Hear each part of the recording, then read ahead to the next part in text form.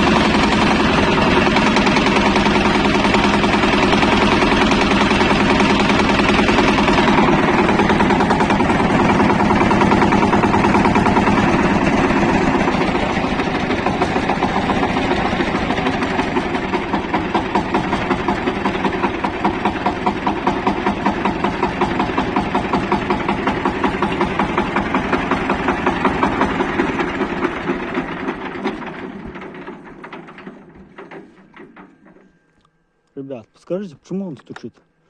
Зажигание вроде правильно, что он стучит внутри именно. Что может быть?